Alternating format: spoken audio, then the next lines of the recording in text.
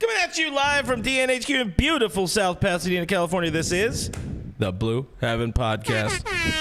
What is going on, Dodgers Nation? My name is Clint. You can find me as Real FRG on the Twitter and Instagram. What up? You can follow me at DMAC_LA. Square. How's it going? You say underscore? Underscore. Underscore. Honey, you look beautiful. Come by. You can find me on Twitter and Instagram as DMAC_LA. Come on. My name's Eric Euler. You can find me on Twitter and Instagram. That is at EEULAU. We got a good show. Don't worry, guys. Brooke will be back next week. He's on assignment at Dodger Stadium today. But on today's show, we got injury updates. We're going to talk about your Los Angeles Dodgers. We're going to have a good time doing it. We want to talk a little bit about the starting rotation, who's in, who's out, a little bit, making it a thing that, you know, got to fill time throughout a season. The big one, Craig Kimbrel and the Kimbrel concerns. What do you call him? Cardiac Kimbrel? Oh, it was him. I can't take credit for that. Yeah, well, you know, when in Rome. And we're going to have the ultimate Blue Heaven test later on today in this show by saying something positive about a player and hoping that we don't break that player. But before we get into the show, we got to remind you that this is a podcast, so if you like listening to us and not seeing us for some reason, you can find us on iTunes, Spotify, iHeartRadio, Google Play, Stitcher Radio, Pandora, everywhere your podcasts are available for free. We are there. Do subscribe to us on YouTube, youtube.com/Dodgers Nation TV. Hit that subscribe button, hit that like, mash a comment, whatever the kids say. Really helps out the channel. Helps out the channel, guys. And don't forget, it is a live stream, so make sure to hit us up in the comments with your area code and the city you're watching from. Do not put zip code. I said that last week, and I can't figure out whenever you're from because I'm not smart enough to know zip codes. Yeah, but drop it in the comments. Let us know what you think about these Dodgers, what you think about our takes, and we'll talk about it. Let us know your bank account PIN as well. Social securities, please. So let's dive into the comments here, gang, a little bit. I got Roach. Roach is in the stream. He says, I think Roach is going to the game on Friday, and he's offering to buy us a beer if we go to the game on Friday. I don't believe in the Dodgers, so just saying. You don't believe He's going to buy us a beer. Roach is a billionaire. We learned that today. Dave Luna says, if y'all break Mookie, I'm going to say something. Or what did he say? Break Mookie. That hip is a ticking time bomb. I don't think we're going to break Mookie, but we're not going to talk about Mookie. Spoiler alert. Verdell Newsom saying he's been flirting. Of course, we're talking about Kimbrel. Been flirting with a blown save all season long. It has looked, you know, not like a Hall of Fame closer, but, you know, we'll talk more about that a little bit. Roach also says he loves us all. Darth Mexican Buehler was on the sticky icky question mark. He was on the sticky until June 21st of last year when they stopped letting guys like pitchers use the sticky. And the stats have been a little bit different, but we talked about that a lot last week. So go on to YouTube TV/Dodgers Nation. Look it all up. I don't want to keep going hard in on the Roach comments here, but he says over under on half a beer for DMAC. So Doug, you have the Modelo? Yeah. Oh, you guys impressed? Shit. Yeah, dude. It's going to get sloppy. I didn't realize we were doing a boat race. Yeah, Doug. So Doug, for some reason, grabbed the second beer before we even started the show. I don't know, man. I'm ready to party. I'm ready to party. Not a beer. He got a Michelob it's a Ultra. Michelob Ultra. Yeah. Unless they want to sponsor us. Yeah. It's like water, but Dylan checking in 951 Riverside. Sorry to hear that, Dylan. Nobody wants to be in Riverside. Mr. First Cat says we should have kept Pollock. Pollock ain't doing too good in in the Chicago. He's been struggling. The South Side. They're the South Siders. Does it feel like they were wearing the City Connect uniforms like every day for a while earlier this season? Because they have a nice one, though. I mean, they have a nice City Connect. Nice one. Not the one that Chris Sale took a pair of scissors to? That was a different one? One. I do. He hasn't been a White Sox for quite some time, by the way, Grandpa. But speaking of Grandpa, I did love watching Tony La Russa in that thing. He's like, yeah, look at me. I'm hip like the ethnics. Oh, my gosh. What? I mean, it's Tony La Russa. He's 1,000 years old, and he's obviously racist. I like that in your baseball brain, as soon as you said the word grandpa, Tony La Russa was like the next association to that word. And that's good stuff. This guy's a pro over here. I was already setting up that way anyways. But Isaac Lopez says it's his dad's birthday. Happy birthday, Mr. Isaac Lopez, Johansson's dad. And it's Dave Roberts' birthday. Happy birthday, Dave. They sung to him in the Dodger dugout today, which is nice. The media, for some reason. I hope Brooke was part of it, and I hope somebody recorded it. Just saying. Happy birthday, Doc. Happy birthday, Doc. Dong Kim's in the stream. We love a good dong sighting, don't we, guys? Anthony Keen in the stream saying, happy Monday, my dude. Sir, you are drunk. It is a Tuesday. We're going up on a Tuesday because, you gotta do some drinking and eating and loving every day on a Monday. Anthony Keen also says, only the second beer, question mark. Ultras only count as 0.5 of a beer. Hey, man, I'm tossed, man. I feel like Tony Luce are about to get into his car right now. I mean, I'm pretty buzzed. Don't take my keys. Okay, I'm about to run onto the field Tesla like LaRussa. There's a Dodger. Hey, don't tell him that. I think that's me. I'm not condoning that's an that. extra 10K. We did not drop that. I'll tell you that much. Some people's kids. This right here, I feel like this is a true either friend of the show, like a fan of us, or just is a little lost. But Francisco says fire Craig Kimbrel, and I just love that because usually we get fire Dave Roberts. Yeah. But That's coming. We got to pick up a real closer at the deadline. Mike says it's not drinking and driving, and if you drink first before you drive, that's a good point. Listen, kids, we do not condone that at all. Don't drink, don't drive, don't ever do anything. Just stay home at your parents' house and let them pay the bill. Or if you live in an office for half the week, you're already home. That's a great point. We're talking about this right now? Yeah. Getting into this? I don't have to go anywhere. It's great. All right. We're talking a lot about Kimbrel so far. Monday's game, not a good look for Craigathan, whatever you want to call him. The numbers are not good either. What's his ERA is a lot. I know you did your homework. You have the numbers. Unless you don't. 4.80 is his ERA currently. Too many days off kind of seems to be the narrative. Doug, I know you have some interesting comments from time to time in the post-game show. What is the pulse of Dodgers Nation after a game, win or loss? Obviously, Monday was his first blown save, but still, he has not looked great. Understandably, not getting into a lot of games though. Team's too good.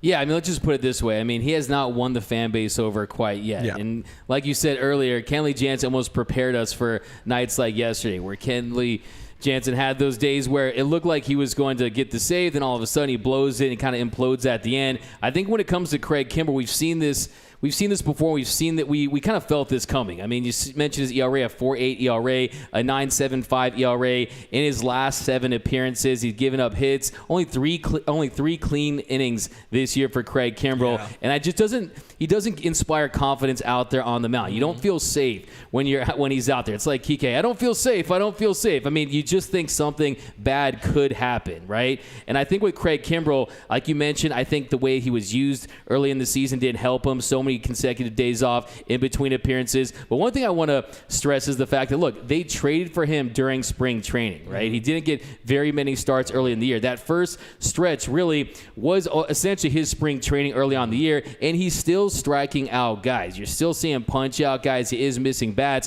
Where he's struggling is landing that curveball for strikes and throwing that curveball in the zone. And when he doesn't do that, he gets into trouble. I think some of the pitch sequencing was off last night. I think that this was going to happen. And look, there's other closers out there. You're not going to go 84-0 like Eric Gagne. And I think that, look, we went from the California adventure to Mr. Kimbrel's wild ride. I think that's what we're seeing right now. But I think to get back to your question, what does everyone feel? How does everyone feel towards Craig Kimbrel? They just don't trust him yet. Because look, even a lot of these saves he's gotten, they weren't in these one-run games, right? This Dodgers offense has been so potent. He's got to have a good cushion to be able to survive, and that's what it's felt like a lot in the early going. And I mean, granted, he's 10 of 11 in save opportunities, not terrible, and arguably should have won the game last night, should have saved the game last night if it wasn't for an uncharacteristic error off Freddie's glove. Yeah, I think to go back to Doug's clean inning point, so his last 3 innings, he's needed 68 pitches to get through those 3 innings. Like it just looks. I think he's only registered. I think this month he only has one time he's thrown single-digit pitches to get a save. Hasn't he only thrown one time this month? Though? Yeah, I mean, it's just always like he said, it's a wild ride. But you look at some other advanced stats, he's still top 8% in expected batting average at 200. He's still top 10% in limiting hard contacts. So there are some things to suggest that he's still a good closer. Yeah. But I think fans wanted this elite Craig Kimbrel that they're not getting, and that was just a misplaced expectation. Every fan wants that elite Eric Gagne. Whatever they look like, they want an Eric Gagne back. And like I've said a number of times on this show in the past, the Dodger fans have been blessed in the closer department for the last 2 decades, going from Gagne, going to Saito, even a stretch before Joe Torre broke John Broxton, and then nice pull. We don't talk about Danny's Baez era or the Brandon League era. Those did not exist, but we've been mostly blessed for quite some time, and then into Kenley. Kenley did it well for 12 years. For 12 years. I mean, I think something too that you guys have mentioned in the past, but I mean, they don't really have anywhere else to go with the closing spot right now. Like, Vesey is not ready to do it. Blake Trinan's on the seat. If they had Blake Trinan, you probably would see them do some more closer by committee stuff.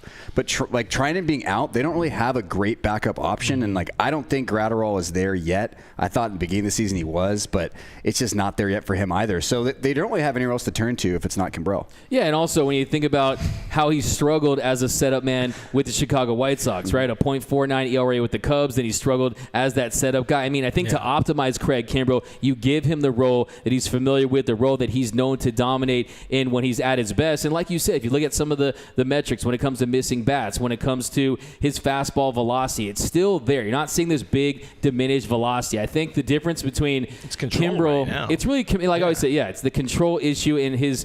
He's just not, even the fastball doesn't have that same life that we've seen when he's at its best early on last season and throughout his career. But you have seen the velocity improve just since the start of spring training. So he's already starting to pump 96 and 97 with regularity. It's just finding the curve, the feel for that curveball and getting it over. And I think that a lot of Dodger fans, you saw them, they pressed the panic button last night. They wanted to sell him away. It's like they wanted to put Kimbrel on Craigslist. But look, that's not going to happen, good. okay? I think Craig Kimbrel is a guy that he's still going to be able to help this team. And like you mentioned, Dan Hudson, he got a nice big save over the weekend, right? He's a guy that can get you some saves. But the big issue, too, is, look, Blake Trinan, he might not pitch again this season. Let's just be quite honest. Hopefully he does. But I think Kimbrel's still a guy that it's just a matter of getting him into the groove, getting him settled here with the Dodgers. He can't go a week between outings. And Dave already talked about. We had a comment earlier. Pika Peep says Kimbrel just needs to get on regular work, whether there are save chances or not. Dave Roberts says that's the plan going forward because he looked bad. And then,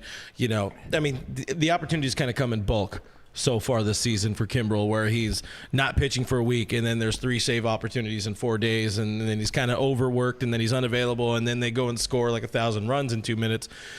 Yeah. There hasn't been a good balance for it. I mean, we've been through that before, too. Kenley Jansen famously got candy for not being able to get saves because the offense was too good. And at some point, the offense isn't going to be all that great. It's how baseball works, and then we'll have something else to complain about. But yeah, and like you said, too, like the difference just needs to get in the groove, man. Yeah, and honestly, between Jansen and Kimbrel, I still have a bigger fear of having Jansen out there during his struggles versus Kimbrel now. I mean, you saw what Jansen did when he was struggling at times, and it was just like, okay, this is going to happen. Like I always used to joke on the post-game show that you watch a Jansen start, and you start to hear the Jaws theme in the back of your head, like, dun-dun, and then he gives it the walk, dun-dun, they get a hit, then dun-dun-dun-dun, blown save, right? It's not that. So I think with every closer is going to blow saves. It's the name of the game. And I also think that the big takeaway yesterday was that, look, it was also his first time on back-to-back nights. Also, first time that he blows a save with a one-run lead. So I think that's the other thing with Kimbrel, just getting him comfortable in this role and just finding his groove, like you said. I mean, you guys always talk about Tony Gonsolin and the 16 days in between starts in 2020, and that destroyed him. So you got to get these guys are creatures of habit. These guys need to go out there. Especially a dude who has 390 career saves. He's one of the best who have ever done it in the history of the game. Active saves leader right now. Active saves leader. And you got to have that consistency. And it's easy to point to that trade to Chicago or to the White Sox that just threw them off. That's a drastic role change, and not everybody excels at the non-save situation, even if it's the same thing. But and I want to add one more thing. You mentioned A.J. Pollock, a 66 OPS plus this year. He's hitting 216. So 216, yeah. Pollo is not necessarily faring better with the White Sox. You're saying Pollo's cooked? I feel terrible right now. I feel terrible for A.J. because he just missed that opportunity to go back to free agency coming off a great platform year, and now this is happening. It's tough. It's really tough to see. AJ Pollock, timing's everything. One of the great people in the game. One of the nicest dudes. Doug is tore up, and we live for that here. But Don Kim had a nice take on Kimbrel and Jansen, kind of Doug's point. Kimbrel has a higher velo, so feels more safe than when Jansen cut or not cutting. Yeah. Great, because I wanted to bring up this point, but the opportunity had escaped. But now it's back in my grasp. So I weirdly, and I want to say I'm going to test you on this or just get your opinion. Oh, God. I weirdly feel, no, it's a feel thing. It's the eye test. You know, it's grit. It's the fingers. The I don't know much about that. The compete. And I don't know if anybody else feels this way, but like famously, Kenley Jansen throws one pitch and that was it. And, you know, yeah, he had success. You know, Mariano Rivera had success on that one pitch. For the most part, they had, you know, that success with the one pitch. Sure, they started mixing in different things later on in their careers. I feel oddly less confident seeing Kimbrel coming in the game with, you know, fastball curve. That's all he has. He just has fastball curve, fastball. Both nasty pitches. But, you know, it's like, how have they not taught him the slider yet? You know, it's like teach him that trying and slider, the nasty. Well, that's how you trade for a guy midway through a shortened spring training. You know, I mean, not enough time to get to the Connor McGinnis's and the Mark's prior school of reclamation projects. And then I think with Kimbrel too, it's like you see him go out there. He's still trying to win over a fan base. It's coming off Kenley Jansen. And like you said, not a lot of options to go to. So when he doesn't have the feel for that curveball and that fastball, he's not dotting it, doesn't have the same life to it. Yeah, he's going to get himself into trouble. So I think the good thing with Craig Kimbrel is the fact that this is happening at a time where the Dodgers are still rolling. It's before they're taking all these big opponents coming up. They got the Mets coming up, a lot of big games. So I think a little wake-up call and kind of get that blown save out of the way. Because I knew you could see it almost came Friday when he gives up that big ground rule double. So you know it was coming at some point just to get it out of the way, get that first blown save out of the way, and you really just get back to the drawing board and try to address anything mechanically. And look, we know that he, like I said, he's trending in the right direction. It's just a matter of going out there, executing pitches. Like I said, the sequencing last night, the breaking ball, you know, like late in that count. I mean, I just think that he's got to do what he does best. And when he's out there, he's locating, mixing in that curveball, he's going to be effective. And like I said, I'm happy with Kimbrel over Kenley. I think the ups and downs with Kenley, I just couldn't stomach that. My blood pressure couldn't take it anymore. I used to call Kenley the Michael Myers of baseball. He was killing us every October, right? But now with Kimbrel, he's a guy that I just think that at this stage of his career, he has the potential to be more consistent on a night in and night out basis than Kenley does. But hey, like I said, it wouldn't be the Dodgers if we didn't have our fans freaking out about the closer's role, right? I was like, I missed that. I felt alive last night, right? Reading the tweets. I felt alive. It is nice having something to be concerned about and a team that is, you know, so good at this. Another thing high on the list of people's concerns. And earlier today, the three of us debated even talking about this because we have talked ad nauseum about Walker Buehler over the last couple of weeks. But, you know, I don't know if it was a Memorial Day disaster, but it was not a pretty sight. It was not, and you saw the frustrations come to a head for Walker Buehler. I think he threw his glove fast. He throws his fastball right now. Oh, I like that. He missed the spot though. Yeah. So the question I have for this, with conviction. The question is, absolutely, is Walker right now the official weak link of this starting rotation? Right now, not in the grand scheme of things. We're not talking about heading into October and September, October, end of the season where I've maintained on roundtables and all that kind of stuff that I think Walker is going to put together a regular-ish Walker Buehler season. But right now, is he the weak link of the rotation? What do you think? I mean, I don't think so because there's an easy cop-out answer, and I'm gonna take that trap door. Is whoever the fifth spot starter is they brought up, whether it's Pepio. Like I still want Butane over Pepio. And look, I love how good Tyler Anderson's been this year. He deserves all the praise because he has really reinvented himself. Who knew a reclamation project would just do so well on the Dodgers? We're all shocked here. These are shocked faces. But no, I'd still take Buehler over Pepio, or I'm not going to say Bobby Miller because he's probably not going to come up this month. But anyway, I'd still take him over Grove and Pepio. So no, he's not the weak link. Yeah, in my opinion, I think that let's say tomorrow's Game 7 of the World Series is going to be a different attack plan for Walker Buehler. Yesterday, you saw, of course, his four-seam got pounded for those 2 home runs, Mercado and Reynolds. But heading into last night, he was still top 10 when it came to keeping the balls in the yard, when it came to home runs to fly balls at 5.9. And I think last night you saw if he's going to challenge hitters with that four-seam fastball, you have to be able to locate, right? Yeah. I mean, your favorite movie is Top Gun, and it's not the need for speed, it's the need for command for Walker Buehler. And you see he's just missing out over the plate, and it doesn't have the same life. We talked about how the spin rate has been down, and for the last 3 years, that's been one of the best four-seam fastballs in all of baseball. It's been a top 10 pitch in baseball. This year, it's just inside the top 300. If you look at his punch-outs this year, 6 of his 49 Ks are from that four-seam fastball, 12%. And last year, 80 of his 212 punchies came from that four-seam, 37.7%. So really just finding a way to find that fastball, that four-seam fastball again. Because, look, I was having breakfast this morning. I was eating my Cheerios, and I saw in the milk box his four-seam fastball, and it is missing. And if you guys have seen Walker Buehler's four-seam fastball, please call 1-800-ERIC ULO at Dodgers. That's too many digits. Okay. That's not going to go to a real number. Look, I mean, but call somebody if you locate the fastball. In all seriousness, though, we want to believe you. Yeah, no, but honestly, in all seriousness, we're ready to believe you. God. No, but know your quote. This close. Know the facts. I was this close. If you don't know the facts, I know that quote. No, listen. We, people, whoever, folks are losing their mind over this terrible Walker Buehler season. Still got a 3.2 ERA. His bad month of May, still only a 3.7 ERA. And that's he got 7 starts in May. Wait, no, 6. 6 starts in May. It's like 7's impossible. Math is hard. 6 starts in May.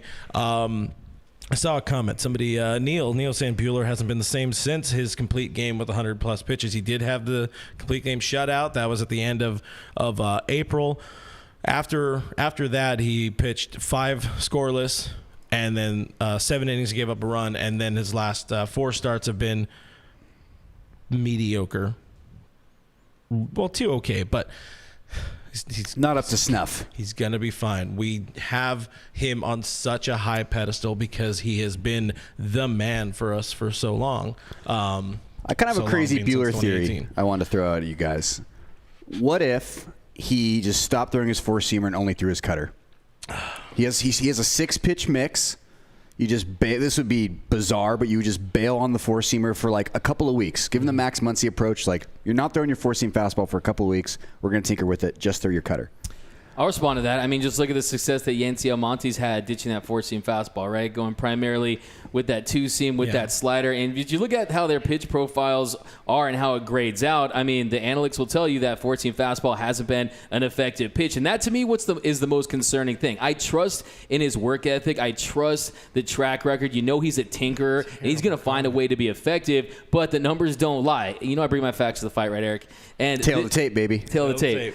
They're hitting 373 off his four-seam fastball with a 689 expected slug this year. Last year, that number, they're hitting 202 with a 423 expected slug. So my thing is, if I asked you a year ago, what is his best, most intimidating pitch, you would say his changeup. His changeup, okay.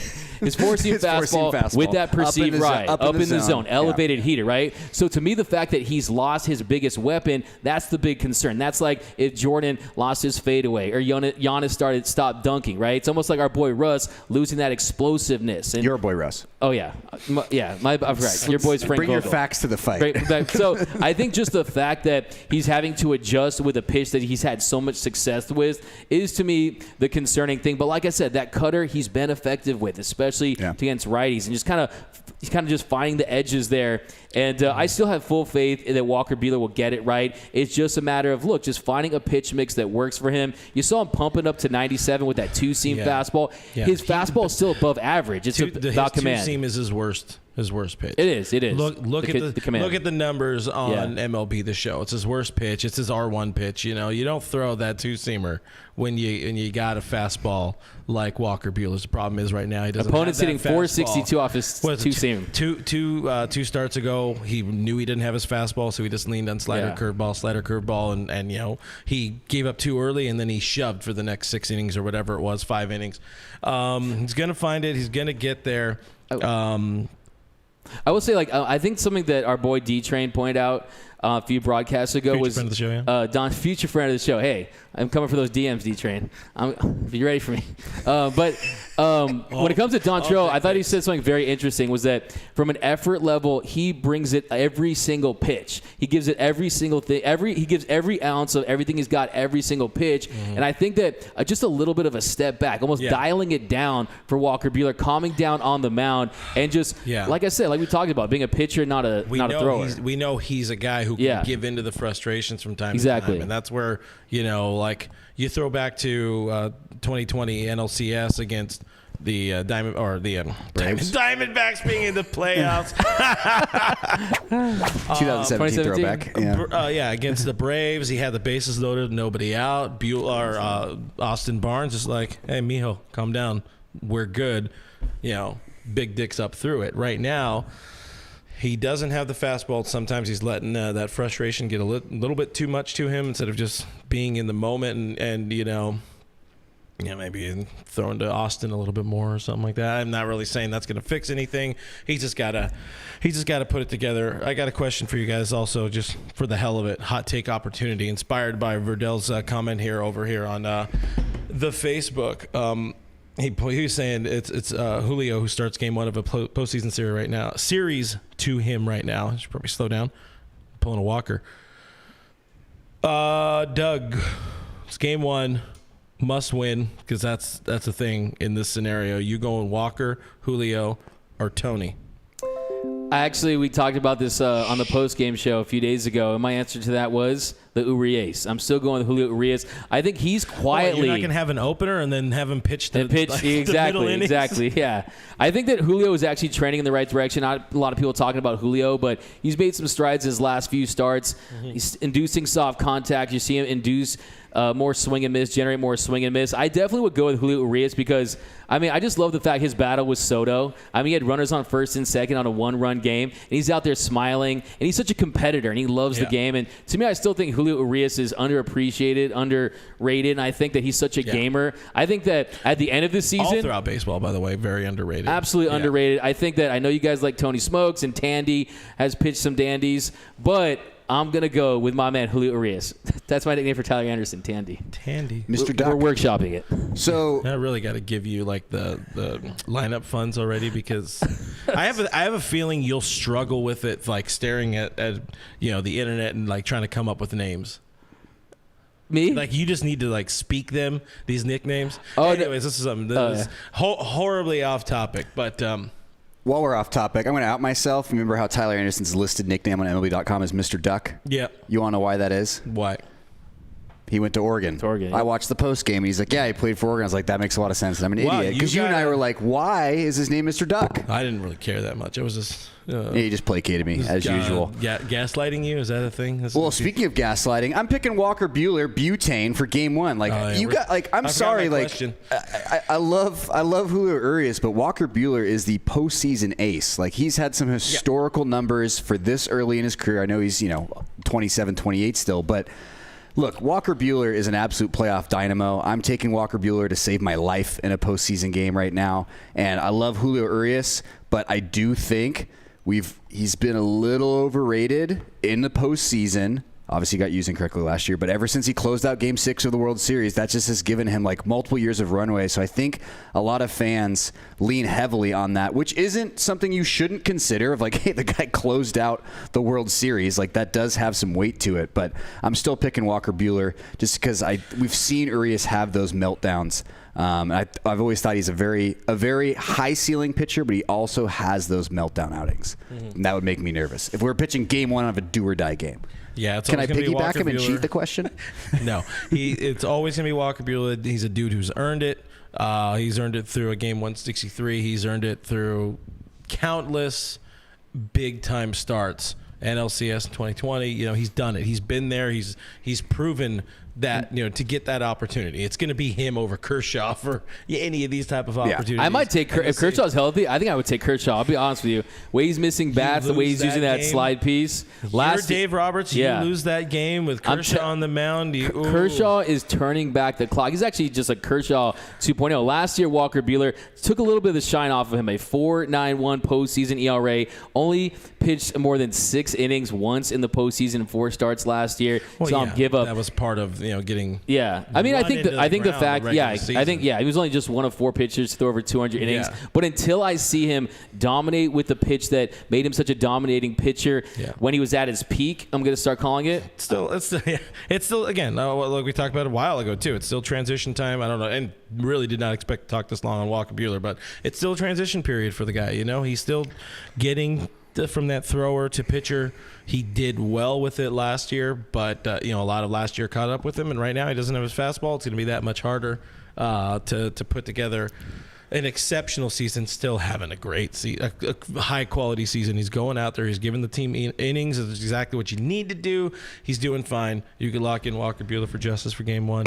Noted Bay Area fan Joe Young points out that Urias isn't overrated versus the Giants, so he's got some good numbers against him. He does.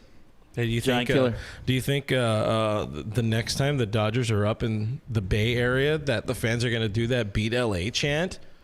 Bait, B-A-E-T. Bait LA. I scrolled past it, but Roach had some great comment in asking if we're selling Doug's Empty because they're so rare to find.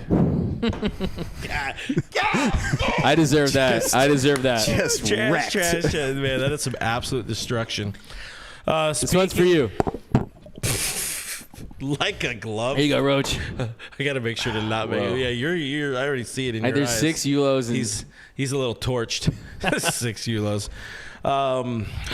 Speaking of getting torched, I had a segue. I'm trying to find another one. The last thing I want to talk about that's concerned, we'll make it quick, the base running. What the F is going on with the base running? Things are not looking very pretty. You got the numbers put together. I'm going to let you lead this. As Dontre Willis would say, it is not celery. It has not been crisp. So they do have their 7th in stolen bases. Their 7th in stolen bases this year, which is a very new development, right? We've been this old plodding team for many, many years, but you got guys like Trey Turner, you guys got Gavin Lux, Cody Bellinger, Chris Taylor. Mookie Betts. Freddie Freeman runs the bases incredibly well, even got compared to Larry Walker by Dave Roberts. I thought he was a base clogger. I know he is a base clogger. The highest percentage of going first, third in the league, but they're only 21st in caught stealing in the league, so those are the stats, but the eye test tells you there's been some base running blunders this season and right in the middle of rallies, and I think you could make the argument that although they're running the bases more aggressively, it has led to some poor outcomes for them that otherwise they would have avoided in the past. Things you can't let happen in postseason. Right now it's okay. Like Chris Taylor forgetting how many outs there were. No, that was bad. Yeah. And he's my guy. Or Lux, popping off the base by an inch or a quarter of an inch and getting called out on a replay or whatever. Which, by the way, Trey Turner getting picked off on second. That was Perdomo blocking that play. It looked like some interference there. Or Freddie getting picked off a couple of times. Yeah, so I think some very uncharacteristic base running blunders. For players we've seen be terrific base runners their entire career. Fire Clayton McCullough. Fire Clayton McCullough. Fire Dino Abel. No, but I just think, like you mentioned, I mean, this is not going to fly against the upper echelon teams in the league, and you don't want to give away outs. You never want to give away outs. And you've seen how potent this offense is. Look, as great as they've been, they've left some base runners out there. So definitely you want to sharpen that area up. They look like they were falling asleep a little bit against the Diamondbacks. Like there were some snake charmers, and they were on the bases kind of falling asleep a little bit. They weren't as alert. But, yeah, I think the Freddie Freeman one really caught me off guard, him getting back a little late. And the Chris Taylor one, the lead he took was a little aggressive. That was a really nice play by Herrera, by the way. Yeah. I really like him. by the way. I should throw that out there. But, I definitely think that – I don't think it's to me, it's not a big concern. I think that it's kind of, if you want to find some chinks in the armor, a pimple on a model, as they say, that's definitely one of them, is the base running blunders early on in the year. One of the good things about something like this is that is something they could fix very easily and very quick. You just dial down the aggression, and then you're good. You're not going to worry about it. Freddie's going to go first, third like nobody's business. That's fine, but just maybe don't lean as far. Don't go for the stolen base. It's not like a player going through a slump. It's not like the pitching staff eating crow or whatever. Well, Just a little more discipline on the base paths. Yeah. Well, it's a lot more controllable, right? Last year, the story of on the base paths, as far as the Dodgers narrative, was we couldn't stop teams from stealing bases against you, and that's a little harder to control. Yeah, but you exactly. can control how far your secondary lead is. You can control how often you're going first to third. So, yeah, it's just something. It's just sloppy from a team that's usually not very sloppy about things. You got a good one? It looks like you got a good one. A good one. Boomer Assassin says, I didn't realize D-Mac was such a lightweight. Oh, yeah, your boy's a little bit of... First time, Don't listen to these guys. First time on the channel or what? Hey, I remember when I had my first Michelob Ultra. Yeah, eat fresh. Roach asks if we've ever had Hanger 24. Yes, but I regret it. Hanger, I hardly know her. I'm drinking under the table, boys. Well, we can raise the table. Okay. So. I think, no, if we're drinking, you're going to end up under the table. Like barfing. More likely. So both you guys labeling the base running issues as a minor fixable issue. Yeah. It's not a massive problem now to worry about, because they're not going to do dumb shit. Yeah, and honestly, it's a good thing. I mean, when a team's having this much bad teams. Yeah, you do dumb SH word against shit. Okay. Oh gosh. Oh. I'm owe my grandma $5.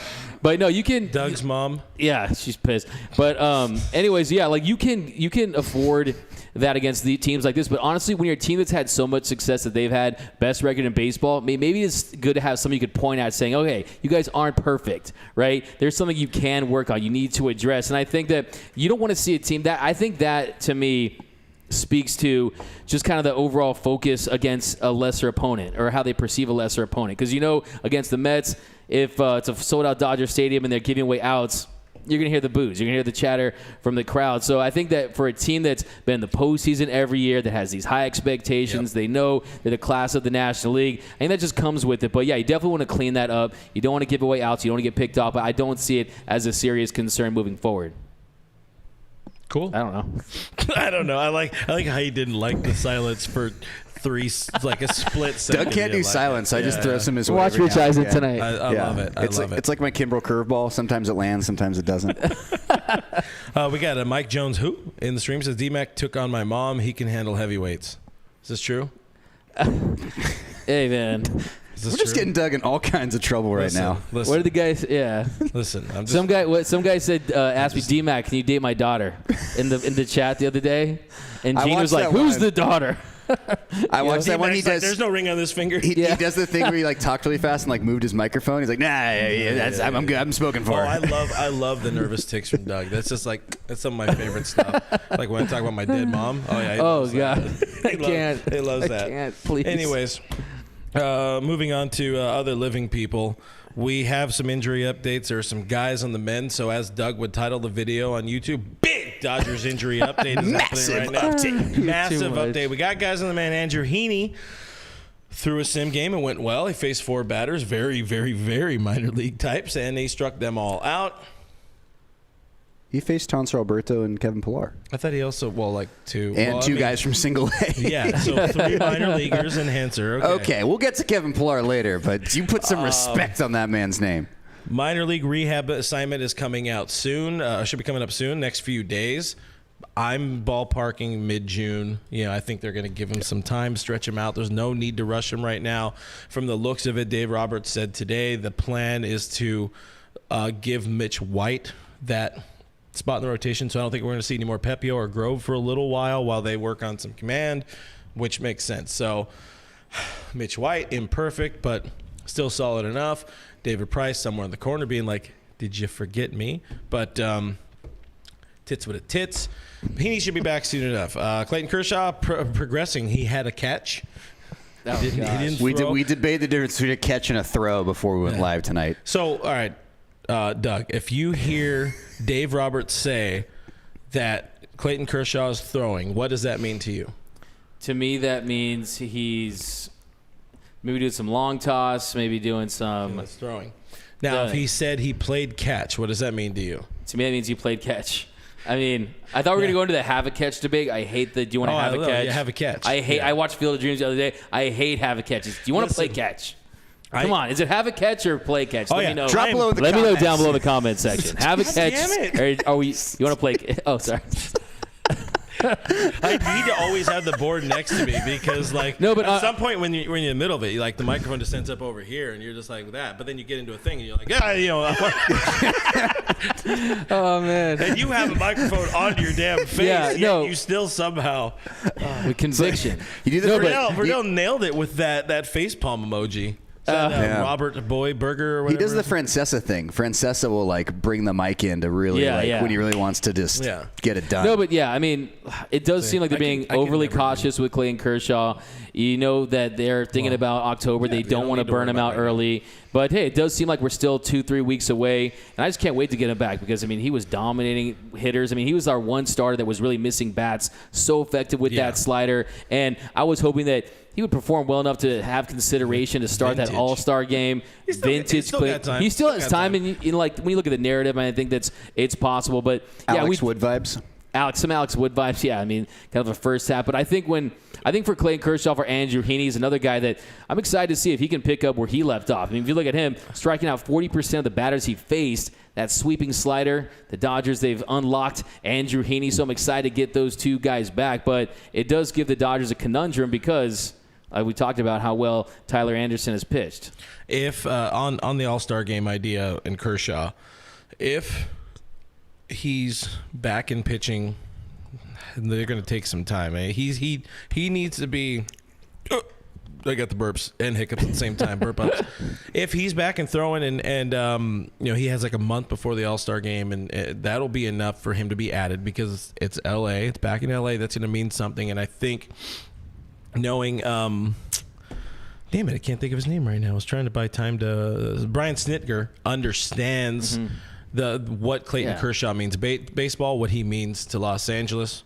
Snit will probably have Kershaw start that game. Anyways, that's just an aside. That was nothing. I wasted your time. No, I mean I think it's a good point. Yeah, you see it in the NBA all the time. Yeah. Like Dwayne Wade go to an All-Star game he had no business going to. I mean, I think. Can you imagine how electric it would be? The moment it would, how precious and spectacular that moment would be. Clayton Kershaw starting in the All-Star game, which could be his final year in Los Angeles. I mean, it would be one for the ages. But yeah, 30 innings pitched. Back on fire. Oh man. So a 1.8 ERA, 30 innings pitched, a 2.30 ERA plus. If he comes back and he gives you, 3-4 starts, 6-7 plus innings, and you just say, hey man, he was dominant, he just got injured, I definitely think he'd receive strong consideration. But I know we're going to talk about what do you do with the Dodgers starting rotation. Hold on, did we ever get to the bottom of have a catch? Yeah, give me your takes on that one. I'm very interested. I was strongly against the have a catch until me and the boys decided to make it funny because it's such a stupid phrase. So we go to spring training now, and we go to spring training now. Like, hey, let's have a catch. You ready to have a catch? Let's have a catch. Anyways. Hey, Dad. You already had your take. Want to have a catch? You know what I'd love to ask? You're out of here. Yeah, I'd love to ask to have a catch. My mom. Oh, God. Yeah, it's play catch. I mean, it's pretty simple. I beg you, dude. You throw the ball. You have a damn it. Now it's just in my lexicon. It's like you getting stuck in Kimbrel. You said it too many times. That's a shout out to John Miller. And people have actually caught onto it on the restream. I know how to say his name, but I really enjoy saying Craig Kimbrel. So that's what I go with because it makes me laugh. Gary A in the stream saying, "Where's Brooke? Is he on the 10-day protocol?" No, he is out at Dodger Stadium today. He will be back for next week's Blue Haven show. So go. Damn, we've got some deep cuts. Douglas Lowe, Frank McCourt was an idiot for firing Ross and lots of other reasons, too. I agree. Yeah. Ross Porter. Oh, yeah. Ross Porter. I took Darren I took my eye off Darren, the ball on restream for a second. I scrolled. I was like, how did we get to Frank McCourt and Ross Porter? Like, just that happens on the post game show. We get into some deep cuts on recent stuff and just kind of that's what I'm saying. I try to land this plane, I try to steer this ship. But at the end of the day, I'm the man, the fan. This is their show. I'm just hosting, right? So I like to let them steer the ship a little bit. Yeah, well, landing the ship, land the plane, couple beers deep. I'm more like Edward Smith, sinking the Titanic. No, but all right. So back to Kershaw, back to Heaney. Even Heaney will be back before Kershaw. Tyler Anderson obviously cannot be taken out of this rotation right now. He's proven to be way too valuable. Magic signing once again by What's his name? Brandon Gomes and company. Struggling with You were the trying to names. remember the guy of the name we always forget. Yeah, because so we have a thing here. It's like, despite the fact that the Dodgers have a general manager again, everybody still says, "Oh, Andrew Freeman's doing a great job." It's like, well, I mean, yeah, it's still him. They just gave Gomes that job title to keep him around. But anyways, what happens in the rotation if Kershaw and Heaney both return? Like, what do you do with do you go the 6-man rotation route, which I have been a proponent for? I have argued to bring back Rich Hill from Boston, save him from Massachusetts, bring him here. I mean, I think you have a nice confluence of events. Also ironic you're calling it Massachusetts when we live in California, but I'll spare that speech for another day. You haven't Walker Buehler Jewish? probably needs nice. Walker Buehler probably needs some extra rest, so maybe you do throw in that 6-man rotation to give Walker Buehler those starts. The Dodgers, the MLB had to change a rule because Friedman we trust, was messing with the 10-day IL so much for pitchers to give guys extra rest. They made it a 15-day IL. So clearly the Dodgers know how to get guys extra rest and maximize that potential. Absolutely go with the 6-man rotation, and maybe that helps out Walker Buehler on the back end as a nice little added benefit there.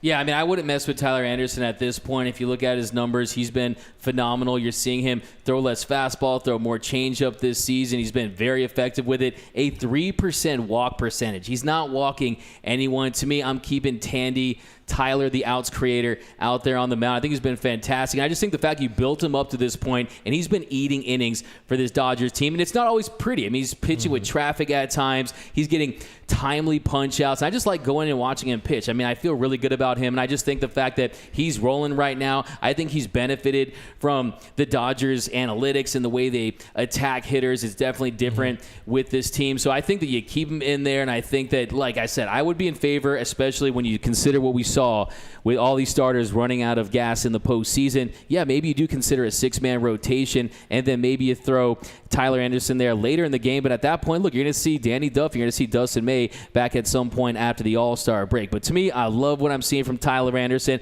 I feel very safe, very comfortable when he's out there on the mound. I feel like I'm in the back seat of my car. My granddad's driving. You know, it just feels safe, okay? It just feels good. It's like putting on your sneakers. It goes kind of slower than most other cars on the road. Goes kind of slower. It gets you safely. It gets you there, and you've got a nice parking space. But like I was saying, So he's like a Crown Vic. I do have a weird theory about Tyler Anderson. I know this is a little off Ford topic, Escort. but does it feel like his blue socks are like a little lighter blue than Dodger blue? Am I the only one that's saying that?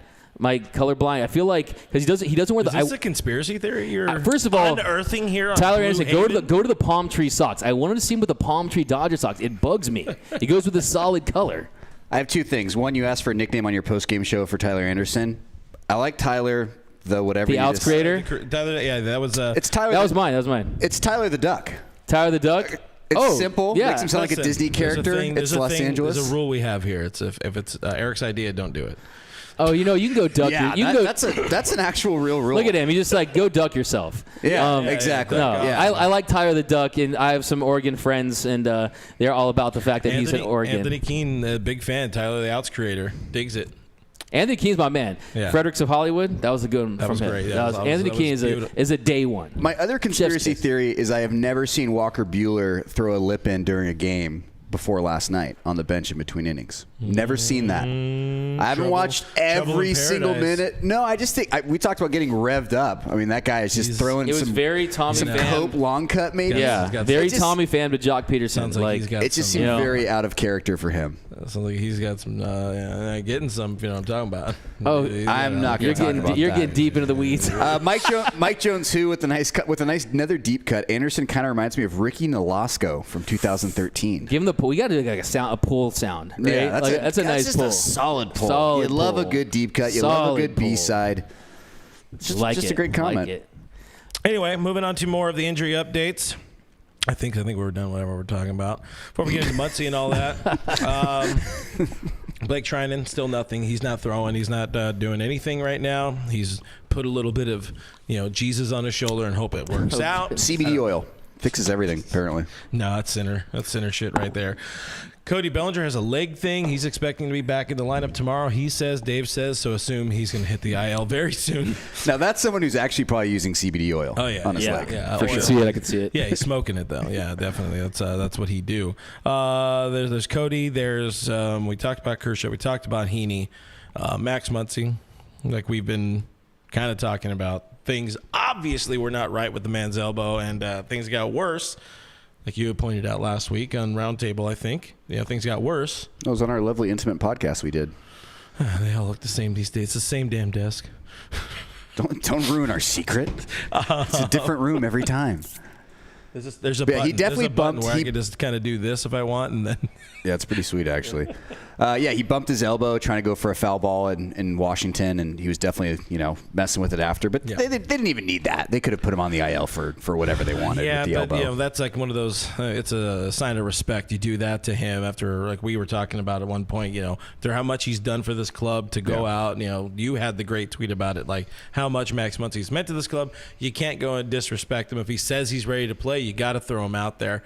But at some point you're hitting 150. That is a problem. You gotta do something to remedy that situation. But he is on the IL. The elbow is no bueno, and it was becoming a lot more obvious. I was pointing out too, like if the elbow was bad, he probably wasn't able to do his normal off-season routine. He's a little bit weaker, and in my opinion, that swing doesn't look as powerful. It looks like he's really trying to force the bat head out. It looked like he was trying to cast the bat head out, and that's why you're late on almost every fastball. But with that, him gone creates opportunity for others. We're saying Edwin Rios, take advantage. Eddie, my dude. Eddie Money, man. Getting the job done. Yeah, he's pretty I forgot how strikeout prone he is.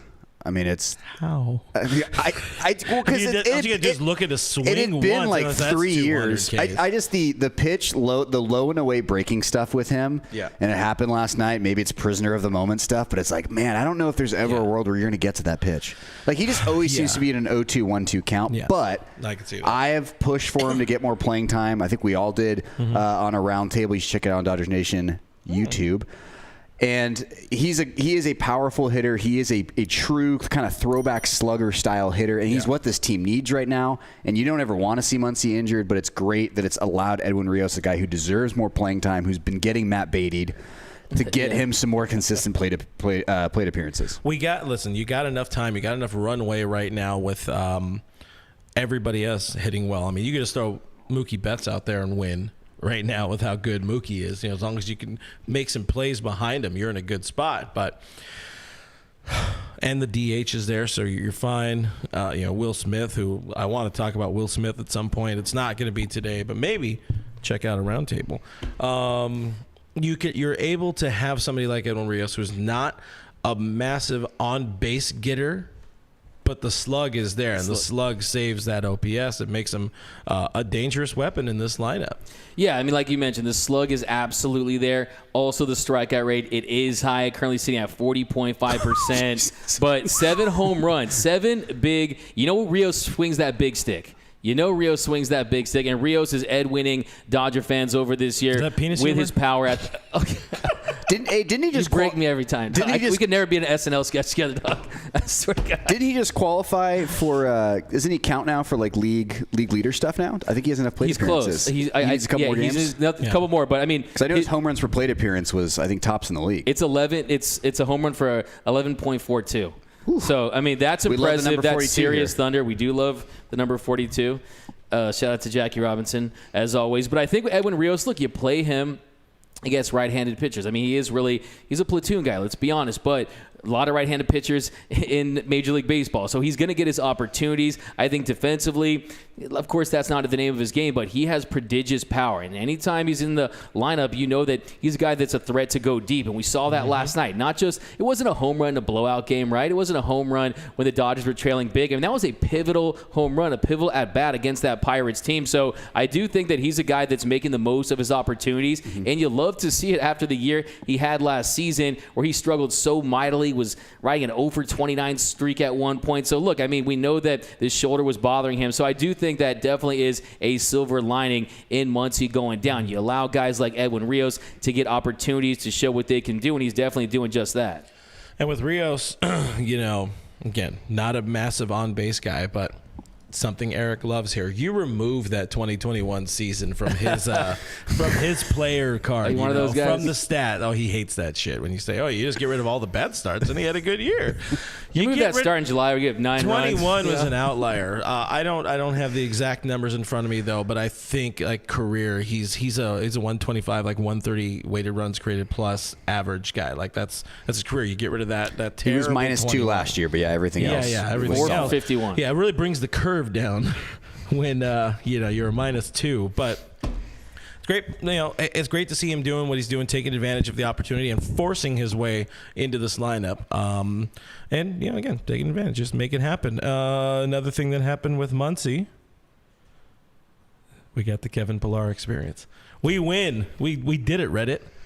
And that introduced immediately a wonderful debate and wonderful bet opportunity between myself and Mr. Eric Ulo here, who you said that we were arguing about his numbers, and we're going to be in the numbers part of it right now. Throughout his career, Kevin Pillar has not been a good Major League Baseball player. He has one positive weighted runs created plus season, I believe. Otherwise, he's about a 90 guy. He's below average of a player, and you say he's going to be 100 or better, right? It was 90 or better. Yeah. Well, I ended up setting it 90, and I took the under. And right. I said I don't think he has a chance of still being on this team in August. The bet is a 6-pack of nice beer, so it's not some crazy nice, bet. Yeah, but story, yeah. That has a lot of weight to it. It's a pride bet. Yeah. Right now, Kevin Pillar has a weighted runs created plus, or as my friend Doug would say, a WRC plus, which is the much faster way to say it, of minus 100. He is infinitely worse than any hitter ever. That is, I think that's the lowest. It's a linear stat, so that's the lowest weighted runs created plus you can have. I'm holding out hope. Had some nice hard contact last night, but you saw the glove. You saw a nice diving web gem, Clint. You love Not your a Kevin. Dive from Kevin Pillar. Style, man. You love the style. dive, the choppy steps. He does that thing. He sizes up. He's like, oh, if I take one half stride here, I could lay out for this. Yeah, I will say that I did not know that his daughter was named after Kobe. And when I learned that, I'm like, you can struggle a little longer. I'm going to give you a longer leash now, okay? He's gone over 7 with 3 strikeouts so far. You mentioned his WRC plus at minus 100. But at the end of the day, I think the good thing about Kevin Pillar is the fact that he gives you that positional versatility from an outfield standpoint. He can play center. We saw Cody Bellinger. He's dealing with some injuries. He can play left. He'll give you the occasional highlight diving catch where you don't really know if he actually had to dive, right? But I definitely think. Wait, are you on this train too? Well, I'm on the train that I just need him to prove that he can hit big league pitching consistently, because throughout his career, he's been below average offensively. I'm not going to say he's going to be a Pillar of the franchise or anything like that, but I do think he's a guy that can help this team. I like his story. I remember when I was at spring training, Brooke and I were driving to spring training up all night, talking about F1 and I don't even know. And we just show up, and I go in the clubhouse, and I see Kevin Pillar there, and I was super tired. I had pulled an all-nighter. I didn't even know he was on the team. Yeah. And the point I'm trying to make is he had tears in his eyes talking about this opportunity to play for the team he grew up loving. So I think Kevin Pillar is making the most of this opportunity. He put in the work at the minor league level, and I think that he's a guy that he wants to go out there and he wants to contribute to this team any way he can. But like I said, it's very different to rake in AAA versus the show. Mm-hmm. And until he does it, I think we could see a situation where he'll get a couple base hits, but you look at his first 20 at bats. I think there's a scenario where he's like 4 for 20 or something like that. So I'm not selling on Kevin Pillar. I think that he's a very viable option considering the guys that are out, but I don't think he's going to be a high impact player with a stick. Oh, neither do I. My question was about if you think he's a gamesman. He uses gamesmanship to get these web gem catches. Absolutely. It's like Willie Mays, man. Willie Mays used to wear a hat that was smaller than his head just so it would fly off his hat, so it would look better. And I'm for that. You mean like Corey Seager? I'm all style and no substance. I'm always for style over substance. Are you kidding me? I'm all about that. So I don't fault him for that. I like the flair for the dramatic. I think the catch he had against the Diamondbacks, he had to lay out for that one. There was no question. That was legitimate. That was legitimate. Because that was a full-blown layout. Yeah. But Maybe, just maybe. The Pope of fake dives is pleased by his catch against Arizona. It's his calling card. He could have sprint speeded a little harder.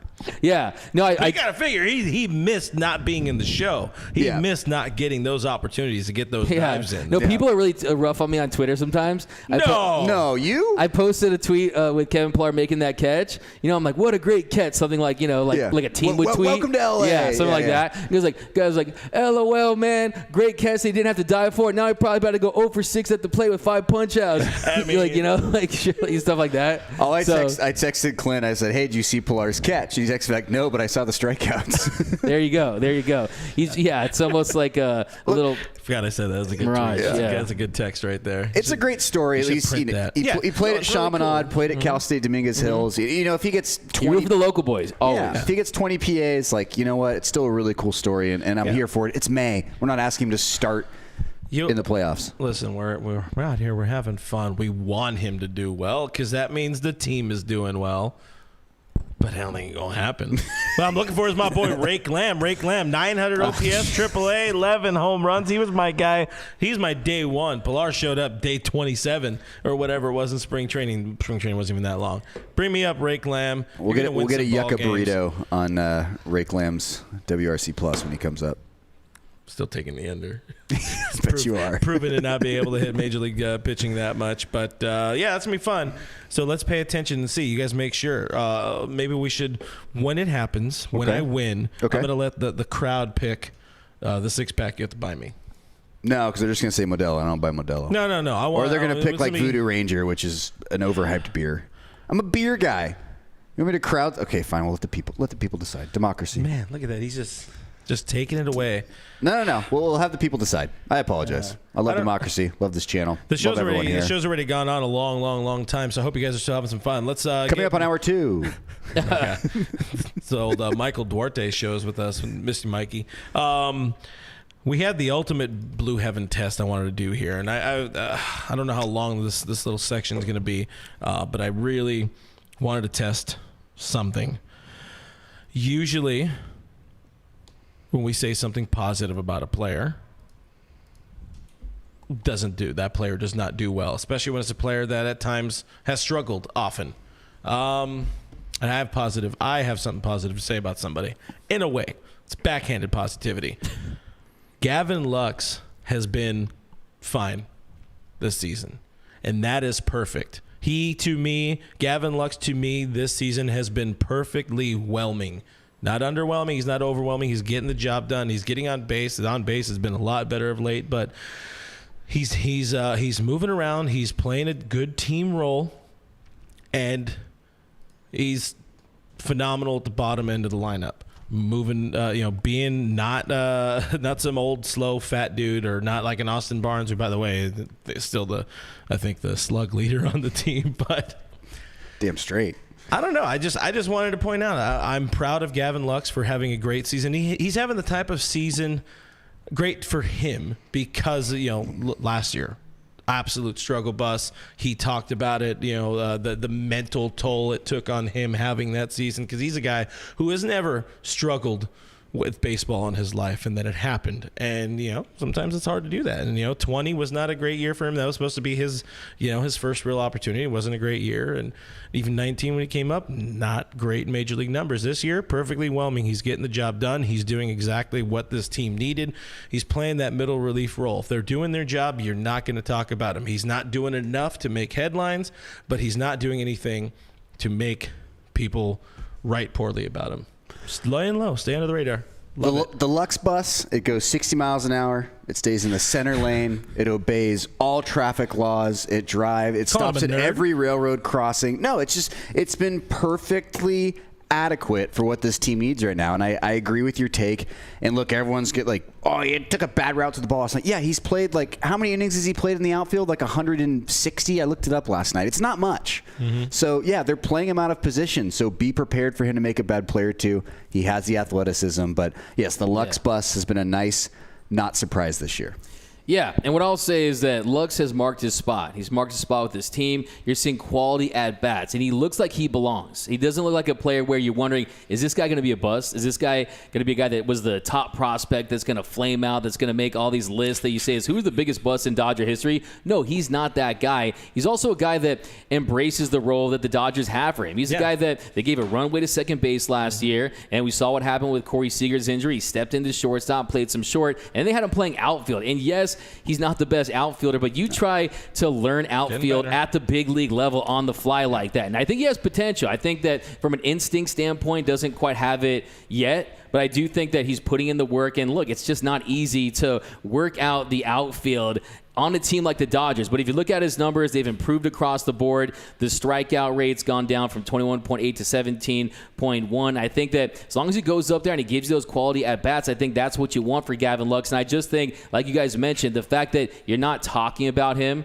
it lets you know that he's not a problem, and he's not a player that you want to just place the blame on. Oh, it's Gavin Lux, DFA Gavin Lux. You're not hearing any of that. Also, let's point out the fact, too, the Dodgers had lost 4 straight games, and then he gets his first walk-off his career. Since then, the Dodgers have won 12 of their last 15. So it really sparked a nice run for the Dodgers, and I couldn't be happier for him. Yeah, and you saw last night he did botch that ball. He took a pretty bad route to the ball, but he actually had he had a nice throw because his arm, because I think it was last week a team. 2 of them. I mean, he's the opening day starter for the 2023 Dodgers. You know, I mean, he had a nice throw from the warning track all the way to third. JT just kind of botched the catch there, and I think that's something he's clearly working on because you saw, I think it was the Pirates series a couple weeks ago where it was a shallow out to the outfield, and they tagged up on third from Lux, and he had no chance of getting the ball to the plate. So I was encouraged last night to see him get that ball from the warning track to third on one hop, and it could have had an out there. Yeah, I mean, like just making reads as an outfielder at the big league level is different. This was supposed to be praising Lux. I am all A. And now you guys are He's doing great. He's an awesome bus. Lux is Gavin a nice year for himself, okay? And I'm not mad at him. By the way, the comments have been great. Really? Let's hear it. Everybody is because of me. Again, this is testing. This is the ultimate Blue Heaven test. What do you got? Darth Mexican just mentioned my least favorite Dodger of all time. Lux is no Jerry Sands. Oh, Jerry. Shout out to Jerry Sands. Remember the Jerry Sands event? But yeah, we have people in here know Anthony Keene saying more praise. You're trying to end his season at this point. Pika Peep is saying Lux has talent, just not Dodger material. Also noticed back in 2020 when he kind of played himself off the roster. Matty Man 5 Dodgers future Walmart greeter Gavin Lux. Oh man, Roach says rest in peace Gavin Lux career 2019 May 31st 2022. Cause of death Clint. I love it. Yeah. That's funny. I mean, I will say with Lux, you want to see him pick up those power numbers so far this season. No, I don't. Why? Keep the line moving. He's doing his job. He's getting on base. Just don't rock the boat. Don't rock the because then you're going to create expectations. What would Kobe say?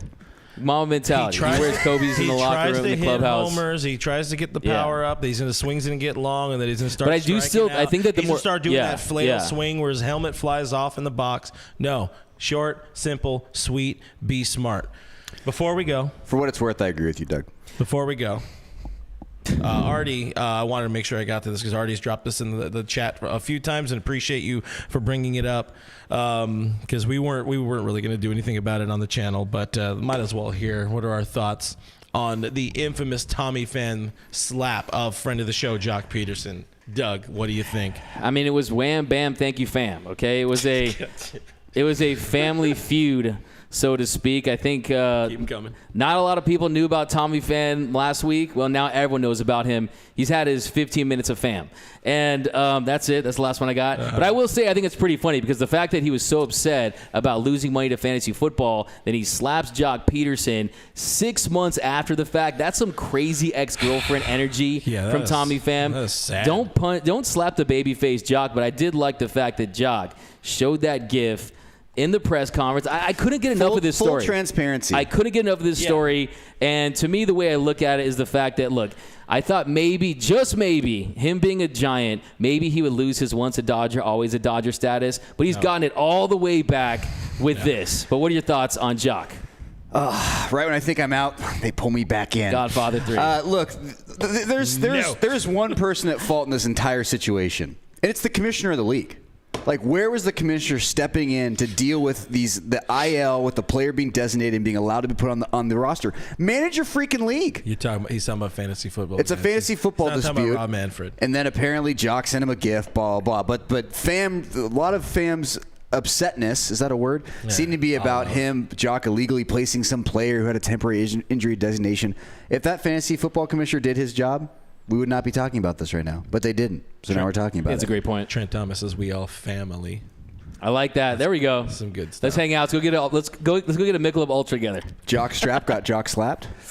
Listen, keep it coming. There's something we've learned about Tommy Pham and the headlines around Tommy Pham over the last couple of years, and that is that he just really can't let shit go.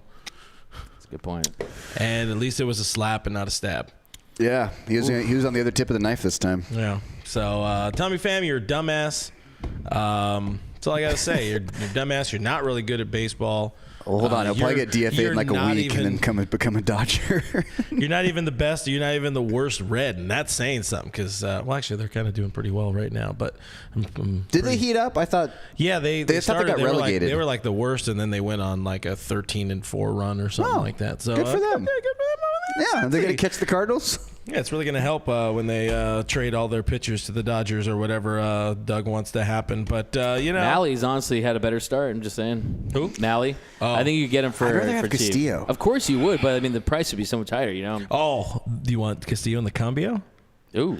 Okay, we got one in. I no longer want Castillo because if I have to hear Jay Harris say Cambio one more time, it's spread. It's contagious in that broadcast booth. They're using Cambio now. It's awful. It makes me legitimately angry.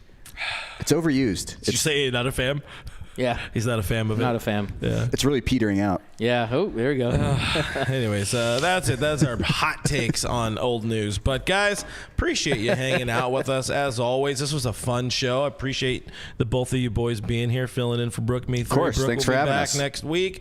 This guy will be here because he lives here. But, guys, until then, find us on the internet at DodgersNation.com. Do subscribe to us on the YouTube, youtube.com/DodgersNationTV. Hit that bell. Hit that like. Leave a comment. Tell your friends, tell your grandma, sign up with fake accounts. It helps out the channel a whole bunch. Really helps out the channel. Set up bots. Just do it all. Set up bots. Please. And, of course, we are on iTunes, Spotify, iHeartRadio, Google Play, Stitcher, Radio Player, FM. Everywhere your podcasts are available for free. We're there. Go sign up, leave reviews, 19-star ratings, everything you could do. That's what happens. Yeah. I am Real FRG on Twitter and Instagram. That guy is DMac_LA. On the Twitter and Instagram, this guy is at EEULAU. I wanted Doug to try to do it off the cuff. No, he didn't have his phone open. Yeah, I gotta get. You remember all these nicknames? I need a Johnny Depp ear. Follow us on as Dodgers Nation on Twitter and Instagram at Dodgers Nation. Thank you for all your questions. Thank you for the comments. You guys make it fun. Boomer wants us to get D-Mac and Uber, and we just might need to do that. Hey, can you sleep in your bed? Absolutely. All right. We got bunk beds up there. Uber, guys. Bunk bed. We appreciate you guys. Go Dodgers. See you next Monday. Peace. Peace.